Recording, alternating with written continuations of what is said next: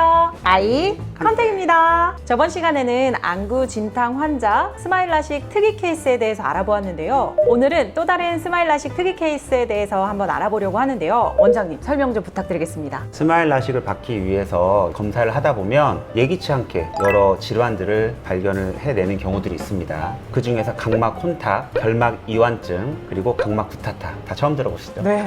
이 케이스 가진 환자분들을 대상으로 제가 스마일 라식을 해드렸고 결과가 좋아서 논문으로 발표한 것들이 있으니까 오늘은 거기에 대해서 간략히 설명드리겠습니다. 막 각막 혼탁, 결막 이완증, 각막 구타타 진짜 너무 어려운 이름인데요. 이게 다 어떤 질환인가요? 먼저 각막 혼탁에 대해 설명드리겠습니다. 각막은 원래 유리창이나 안경 렌즈 같이 투명한 조직이거든요. 완전히 다 비춰야 돼요. 깨끗하게. 근데 여러 원인에 의해서 혼탁이 생기는 겁니다. 그러니까 투명해야 될 각막이 부분적으로 불투명해지는 거죠. 근데 각막 혼탁이 있으면 레이저가 각막을 조사를 할 때 불규칙하게 조사가 될 수 있고요. 심한 경우는 레이저가 통과가 안 돼가지고 수술 자체가 실패할 수가 있어요. 그래서 각막 혼탁이 심한 사람들은 수술을 하면 안 되는데 예전에 살짝 다쳤거나 어떤 병을 살짝 앓았다가 완전히 다 나은 환자분들을 대상으로 제가 그 현미경이나 다른 여러 가지 장비로 검사를 했을 때 각막 혼탁이 심하지 않다고 판단됐을 때 스마일 라식을 해드렸고 데이터를 분석해가지고 논문으로 발표한 적이 있습니다.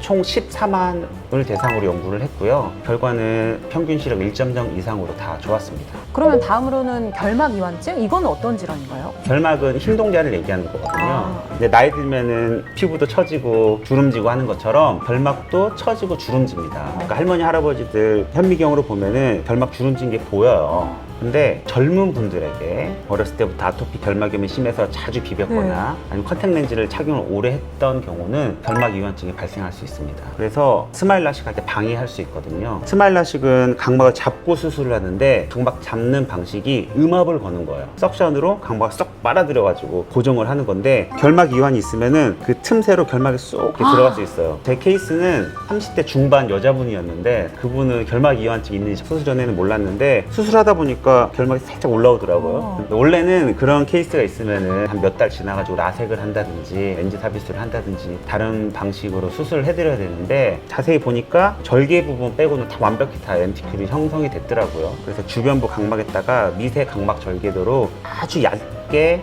그 절개를 제가 손으로 하고 쏙 빼내가지고 수술을 끝마쳤던 케이스를 그것도 역시 학술지에 발표했습니다. 그럼 결국은 성공을 한 거네요? 그렇죠. 성공했고 시력도 1.0 이상으로 좋았고 근데 그분은 몰랐을 수도 있어요. 진짜 원장님의 술기가 아니었으면은 이거는 수술이 잘 끝나지 않았을 수도 있는 케이스였네요. 역시 수술에 있어서는 진짜 의사 선생님의 실력이 굉장히 중요하다는 걸 뼈저리게 느끼게 되었습니다. 아이 컨택입니다. 다음으로 각막 구타타는 또 어떤 질환인가요? 각막 구타타 이상하죠. 네.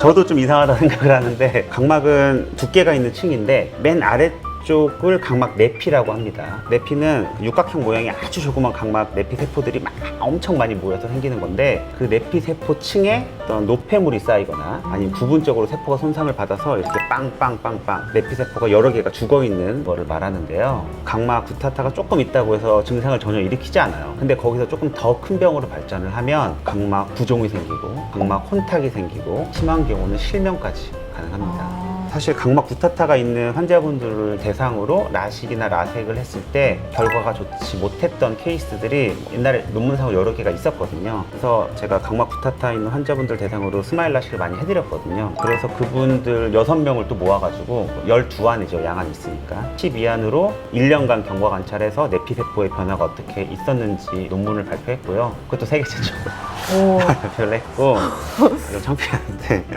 이거는 자랑해도 될 것 같습니다. 세계 최초. 네. 결과적으로는 평균 시력은 1.0 이상이었고 수술 전 내피세포의 밀도 그리고 각막의 두께 이런 것들로 각막 내피의 건강 상태를 평가를 하는데 12안 평균으로 수술 전후에 모두 다 변화가 없었습니다. 그러니까 결론적으로는 스마일 라식은 각막 구타타 있는 환자들에게 안전하다 였습니다. 아이 컨택입니다. 마지막으로 제가 강조하고 싶은 내용은 우리나라 인터넷도 굉장히 잘 발달돼 있고 인터넷상에서 정보가 굉장히 많습니다. 눈 나쁜 분들이 하도 많으니까 관심도 많고요. 그래서 각막 두께, 절상량, 잔여량 이거를 거의 절대치로 알고 계신 분들이 많아요. 굉장히 중요하다는 거 부정할 수 없는 사실인데 이것만 가지고 다 판단하려고 하는 분들이 많이 있는 것 같습니다. 그것도 중요하지만 제가 앞서서 설명드린 뭐 구타타나 혼탁이나 결막 이완증 이런 것들이 의학적으로 있는지 보는 게 중요하거든요. 수술 전에 수십 가지 장비로 검사를 해서 의학적으로 이상이 있는지 없는지를 판단하는 것이 굉장히 중요하다라는 거를 말씀드리고 싶습니다. 이렇게 원장님께서 세계 최초로 진짜 각막 구타타에 대한 논문을 발표를 하셨다고 하는데 저는 한국인으로서 굉장히 자랑스럽습니다. 자, 오늘은 이렇게 스마일라식 특이 케이스에 대해서 알아보았는데요. 여러분 좋아요와 구독 부탁드리겠습니다. 지금까지 아이 컨택이었습니다.